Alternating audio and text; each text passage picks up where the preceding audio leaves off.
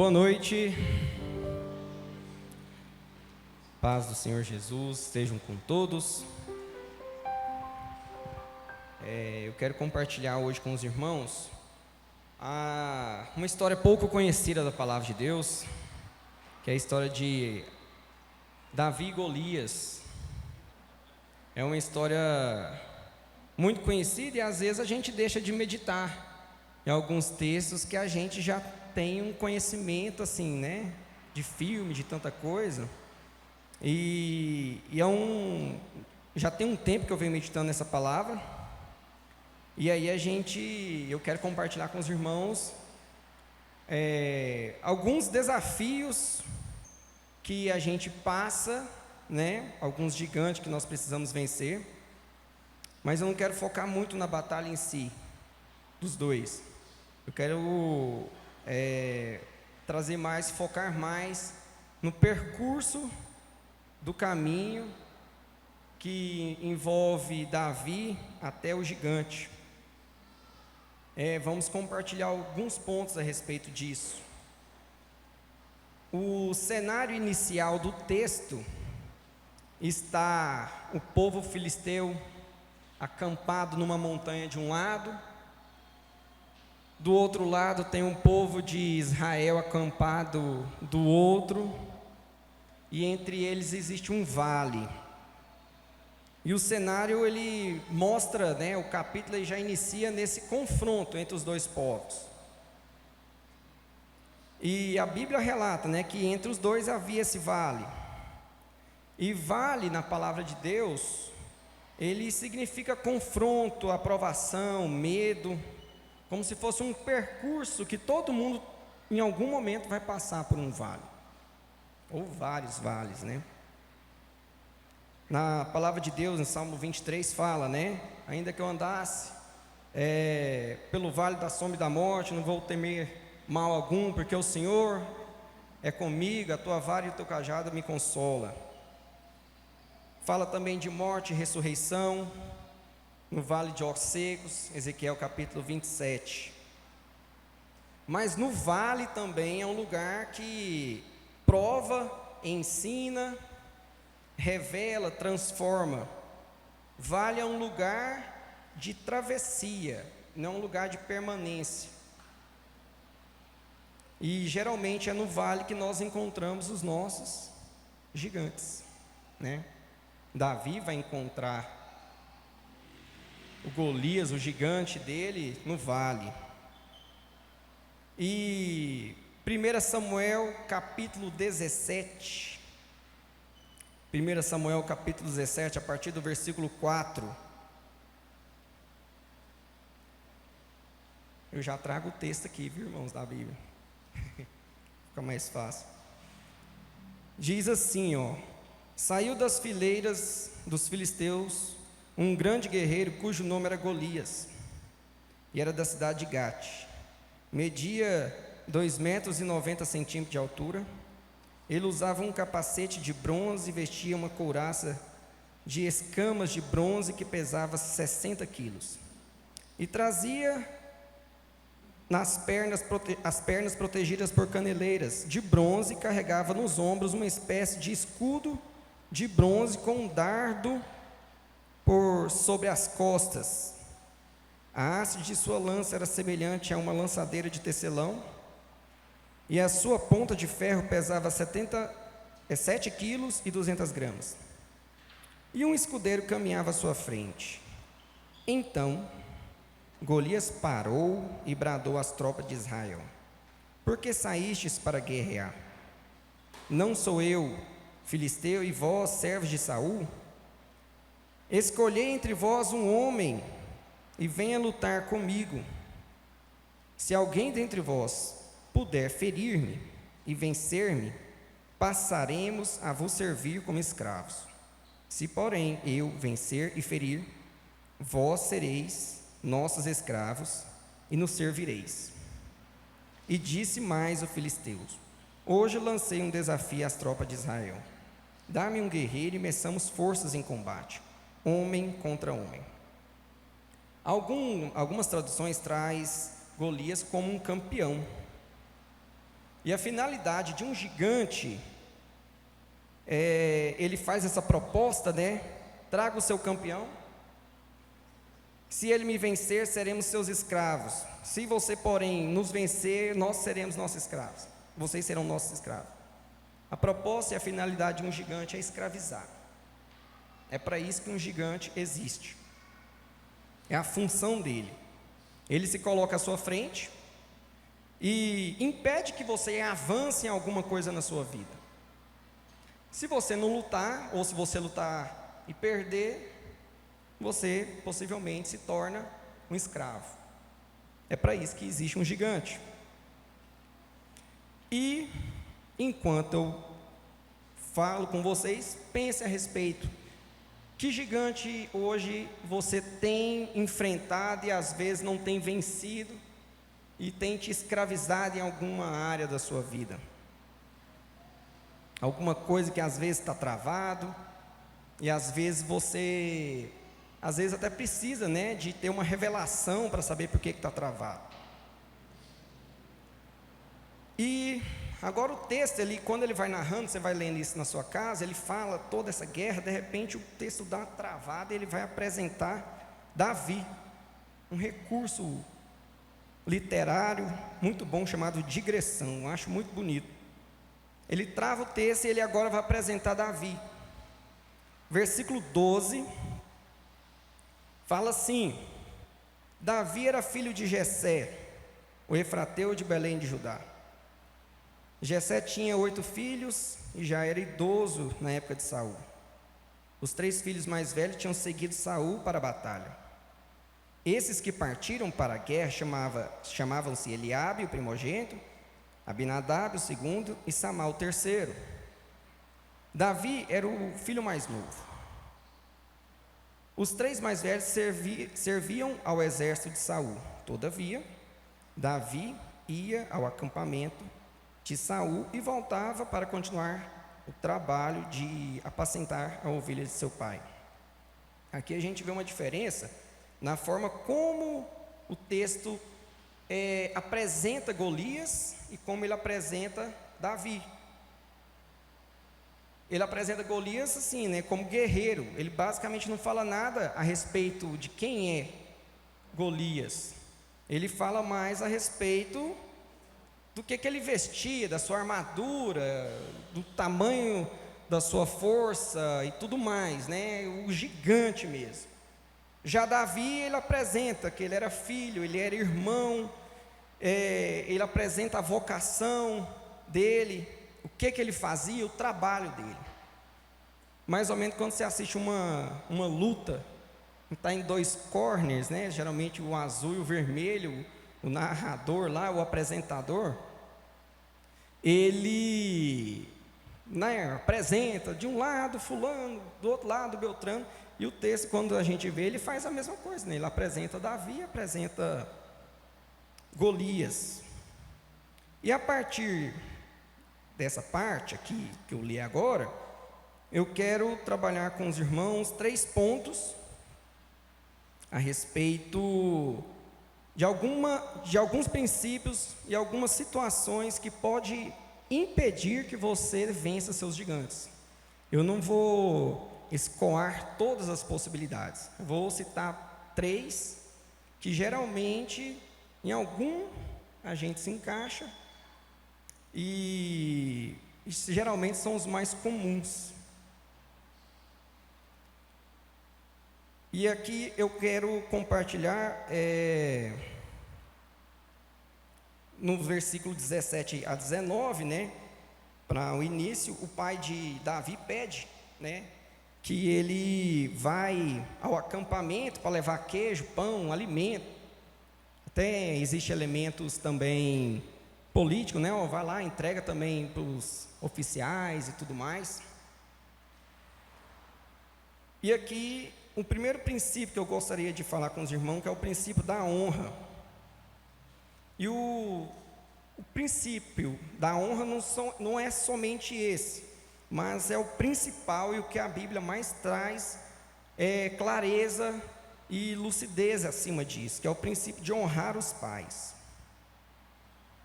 Na palavra de Deus existem diversos versículos falando sobre isso.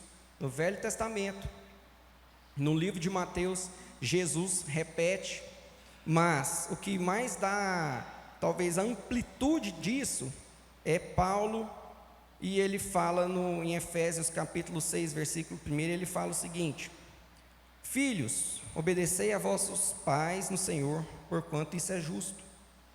Honra a teu pai e a tua mãe, pois isto é o primeiro mandamento com promessa, para que vivas bem e tenha vida longa sobre a terra. E durante muito tempo eu me perguntei assim, né, analisando alguns casos que eu vejo, o que é honrar pai e mãe? Porque honrar pai e mãe que são bons é fácil, né? É justo, é prazeroso, é legal. Se honrar um pai e uma mãe que sejam bons é maravilhoso, né? Mas o texto, ele fala honrar pai e mãe. Não fala se ele é bom ou se ele é mau, né? O quadro é ampliativo. Então, a quem possui um pai ou uma mãe que não é bom, esse princípio também aplica a você. E devido à complexidade desse tema, porque você pode ir de, às vezes, um pai que é chato, mal educado, grosso, né? Às vezes ele tem uma mania que te incomoda. Você pode ir desse ponto a um ponto de agressão, de abuso e inúmeros outros casos, né? Mas o ponto que eu quero mencionar não é os casos em si, é dentro da palavra de Deus te mostrar como que você cumpre esse princípio, independente de se eles forem bons ou maus. No livro de Lucas também, capítulo 6, e isso se aplica também ao que a gente está falando, fala assim, ó: pois se amais os que vos amam, que galardão há nisso? Porquanto até mesmo os ímpios amam aqueles que os amam. E se fizerdes o bem aos que fazem o bem, qual é o vosso mérito? Até os infiéis agem desse modo. Então esse é o desafio, né? E como que a gente pode fazer a respeito de honrar pai e mãe? Pensando nisso, a resposta que a palavra nos traz, e que eu consegui ter essa clareza para a minha vida, é quando a palavra de Deus fala sobre desonra. A palavra de Deus, ela mostra desonra em alguns textos, Êxodo, Ezequiel também, como nudez. A maior simbologia de desonra na palavra de Deus é através da nudez.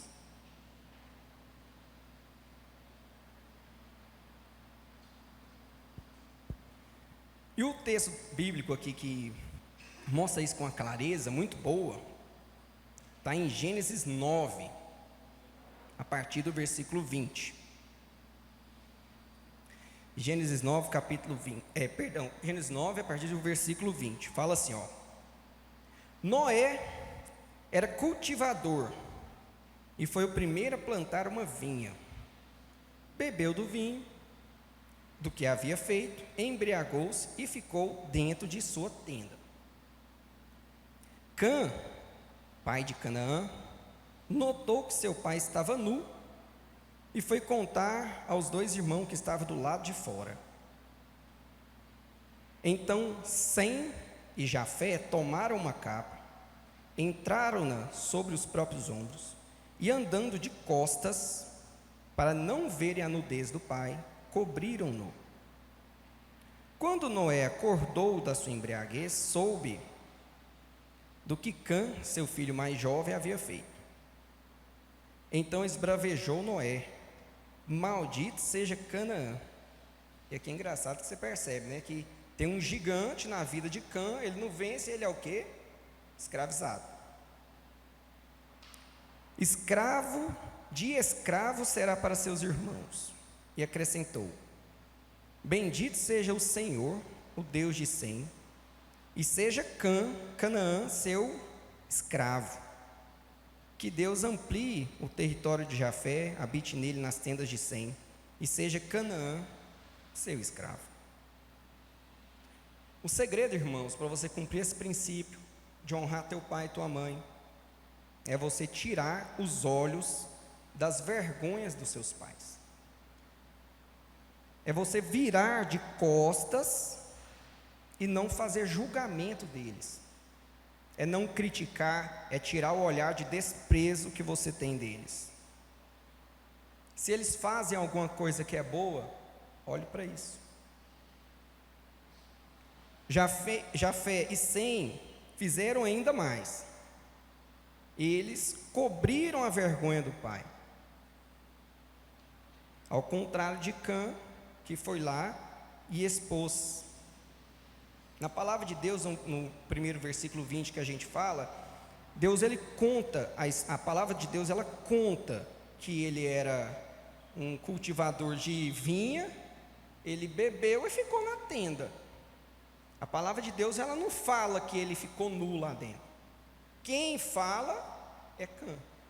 Se Cã não fala, ninguém tinha falado nada. Mas aí, que tal o segredo? É você tirar os olhos. Se possível, você proteger a exposição do seu pai e da sua mãe. E aqui eu não estou passando pano para um pai e uma mãe que seja nível hard, né, de ruindade. Só para a gente ter uma noção que pecado e crime são coisas distintas, né? A palavra de Deus fala que Jesus, quando estava na cruz, um dos ladrões pediu perdão para ele e tudo mais. Ele está jóia, está perdoado, hoje mesmo estarás comigo no paraíso. No entanto, Jesus não falou, gente, pode descer ele aqui, que está perdoado. Não, ele morreu. Ele morreu lá com Cristo. Jesus, ele foi crucificado nu, sinal de desonra. Adão e Eva, quando ficaram nus no paraíso, lá no jardim, Jesus providenciou roupas para eles, para que eles não ficassem desonrados ali, naquele momento.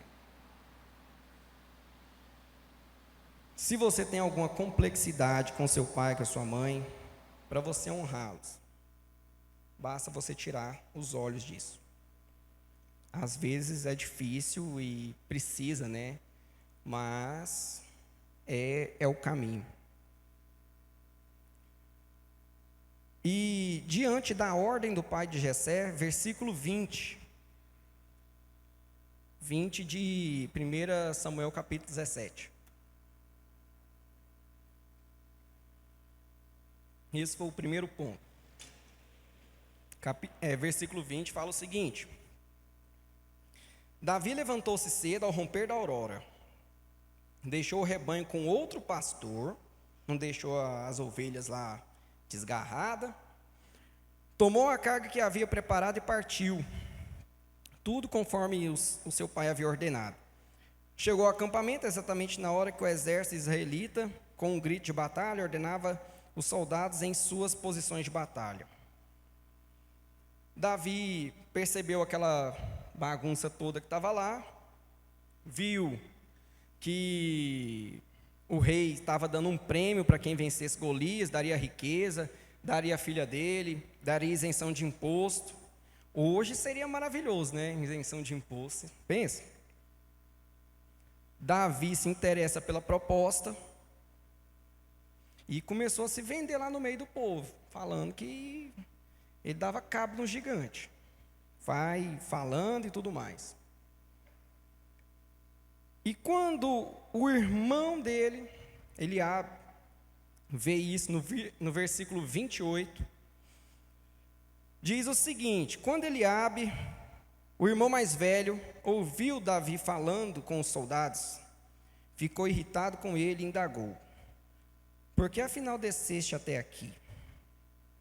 E com quem deixaste aquelas poucas ovelhas no deserto? Com outro pastor, né?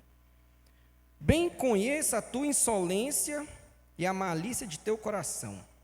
Vieste para assistir à batalha. Davi replicou: que fiz eu agora? Por acaso sou privado até mesmo de falar? O segundo ponto que eu quero tratar com os irmãos é a respeito da crítica e a murmuração. As duas é praticamente irmãs gêmeas.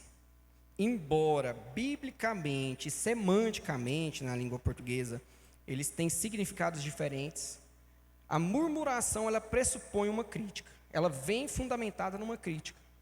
Só que a crítica, às vezes, nem sempre é uma murmuração. Mas a murmuração, sim. Ela pressupõe uma crítica. E, geralmente, a murmuração, ela é um ataque que você está fazendo a Deus, por algum motivo. E como a palavra de Deus fala, cita o nome de Eliabe, cita o nome de Davi, existe os dois lados, certo? Existe o crítico, o murmurador, e existe o que está sendo criticado. E a gente pode estar nos dois polos, né? Porque a gente não é Davi sempre, né? E a gente pode escorregar e pisar nesse tomate aqui. E a crítica, geralmente, os exemplos que eu vou dar, eles sempre vai vir, os que nos atingem, eles sempre virão de pessoas próximas, de irmão, né? Igual o caso aqui. E o primeiro texto que eu quero compartilhar para que os irmãos possam ver e vencer esse gigante, está em Números capítulo 12. Números capítulo 12, a partir do versículo 1.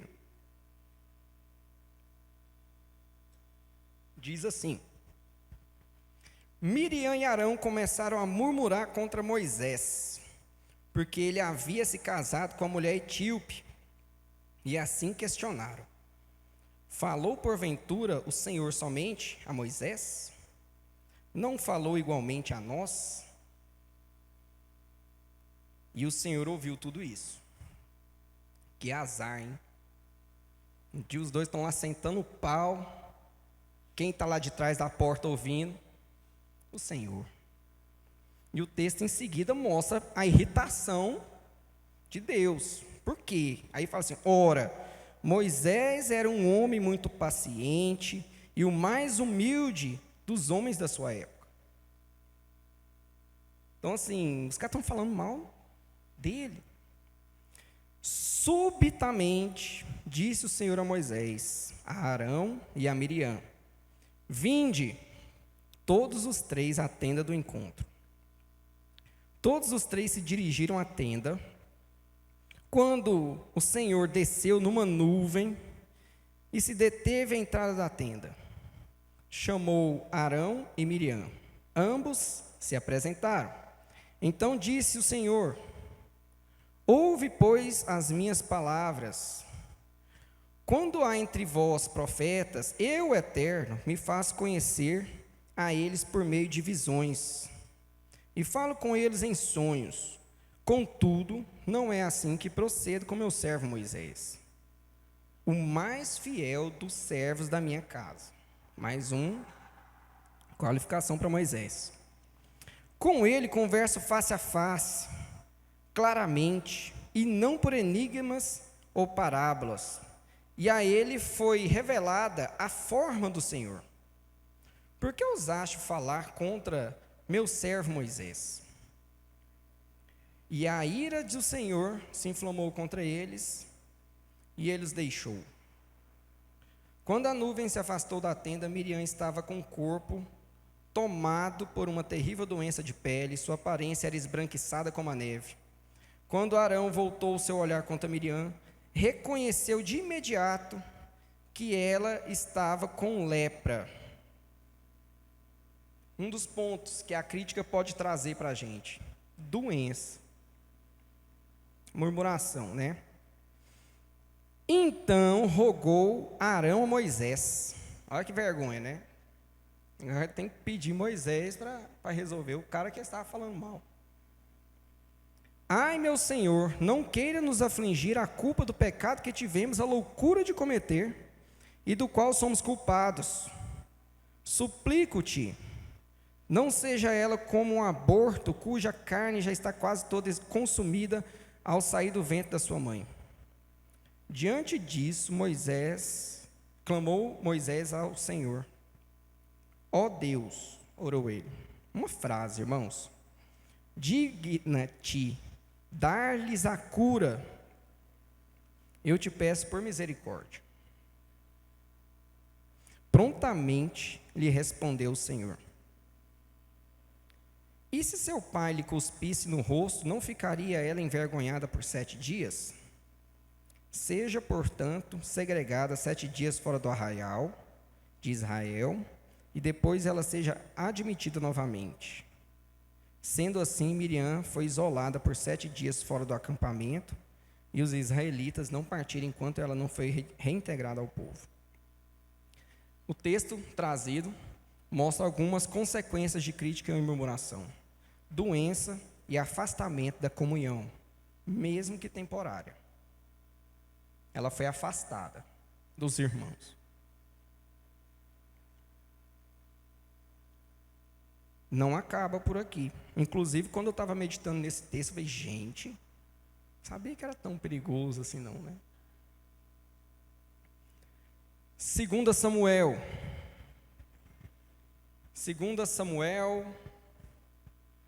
capítulo 6.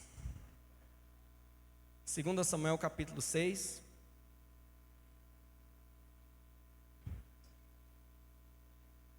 Vou ler o versículo 16, aí eu vou pular para o 20. Fala assim, ó. Entretanto, aconteceu que entrando a arca do Senhor na cidade de Davi, a filha de Saul, Mical, contemplava tudo pela janela. E observar o rei, dançando e celebrando diante do Senhor, ela sentiu um profundo desprezo. A crítica, a murmuração, ela pressupõe geralmente inveja e desprezo. Um desses dois, geralmente, é a raiz da crítica e da murmuração. Versículo 20.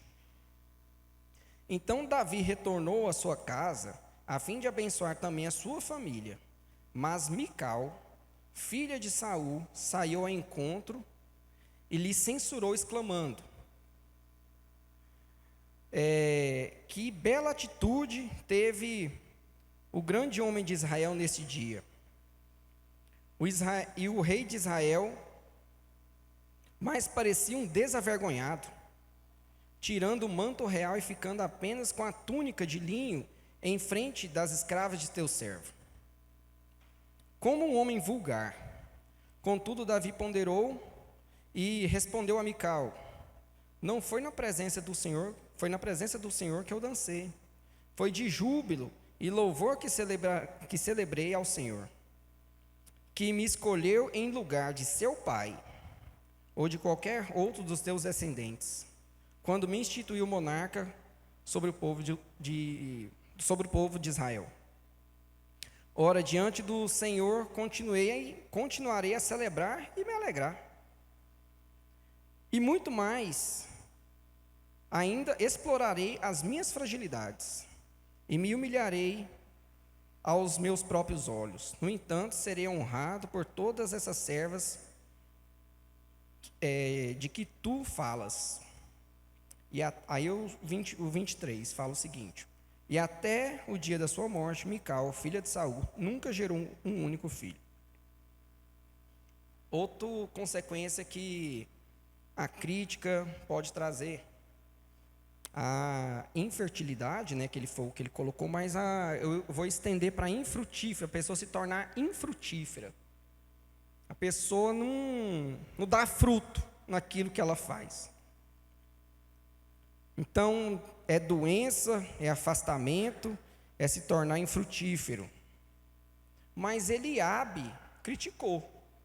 Na palavra de Deus, ela não fala exatamente que é esse o motivo, mas são são basicamente dois textos que falam de Eliabe. O primeiro é no capítulo anterior, quando o profeta Samuel vai ungir rei, ele vê Eliabe e falou: nossa, esse cara. Aí o Senhor responde para ele: não, esse aí eu já rejeitei. A crítica pode te tornar uma pessoa que seja rejeitada. E a gente não quer que isso aconteça com a nossa vida. Segundo gigante. O outro aspecto que eu falei que seriam dois, que é o do criticado. É um versículo, fala assim, ó, então Davi, falando com Eliabe, então Davi o deixou. Procurou outra pessoa, propôs a mesma pergunta, que ele estava lá tentando chegar até Saul, e ouviu a mesma resposta. Quanto à crítica, Davi, ele fala, ensina o que a gente faz. Não deu ouvido, sai fora. Você tem convicção daquilo que o Senhor falou com você? Vai vir crítica. Vire as costas, vai embora. Terceiro ponto, e último, a história continua, Davi vai se promovendo entre os guerreiros, vai falando, e o assunto chega ao ouvido de Saul.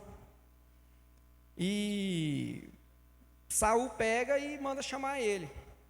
Aí Saul conversa com ele e tudo mais, fala, rapaz, você ainda é um menino, não dá para lutar contra esse cara. Davi responde: não, mas eu já matei um leão, já matei um urso, consigo, e palavra de fé e tudo. Saul tranquiliza o coração e vai lutar.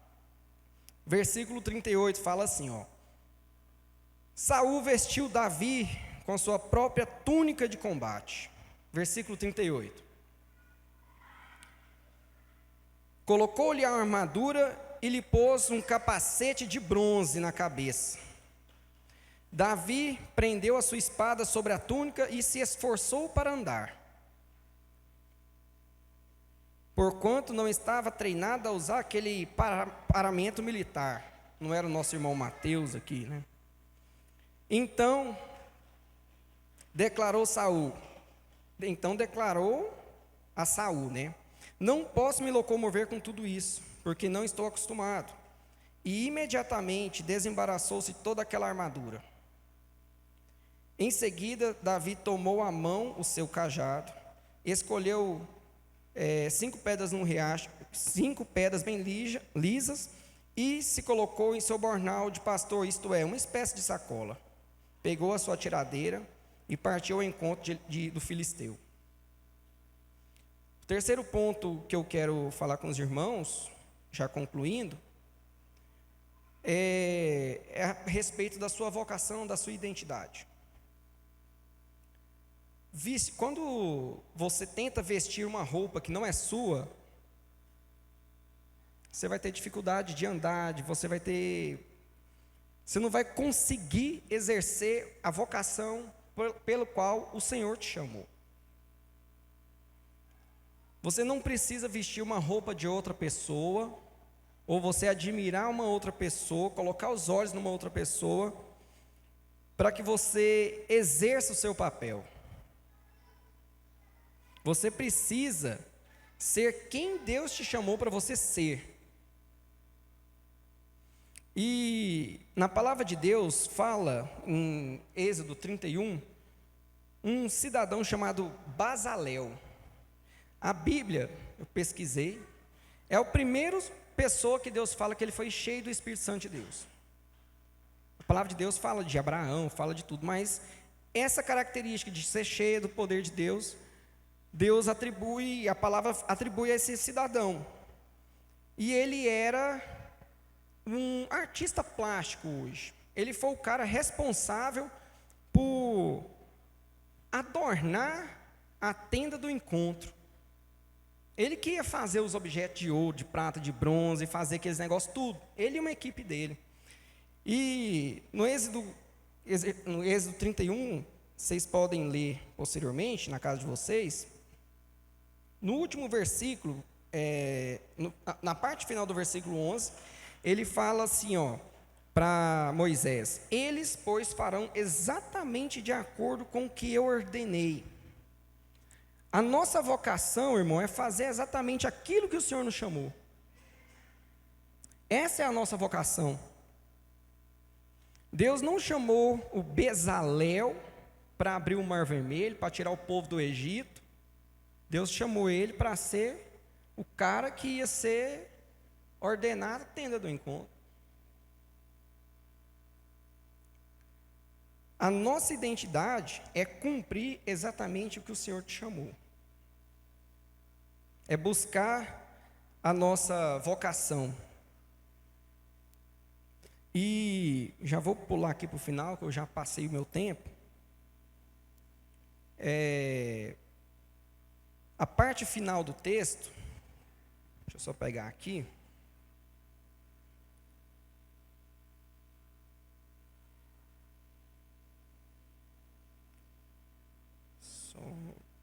No mesmo capítulo, parte final.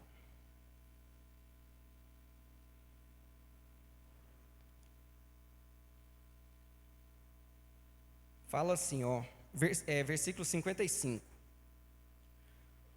Quando Saul viu Davi avançando para enfrentar o guerreiro filisteu, questionou a Abner, comandante do exército: de quem aquele jovem é filho? Abner, no entanto, lhe afirmou: tão certo como andares vivos, ó rei, ignoro, não sei.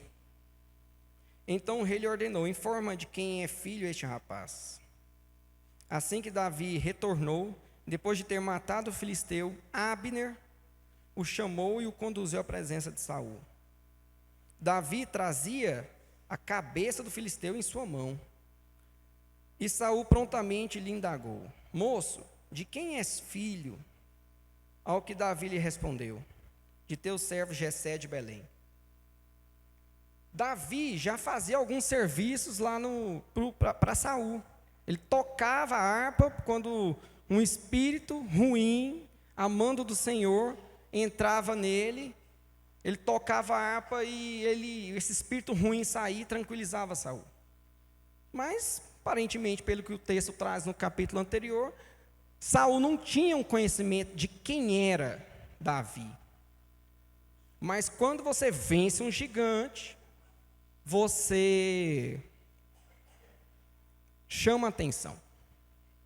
E isso vale para nós. Se você vencer o seu gigante, você vai revelar quem é seu pai.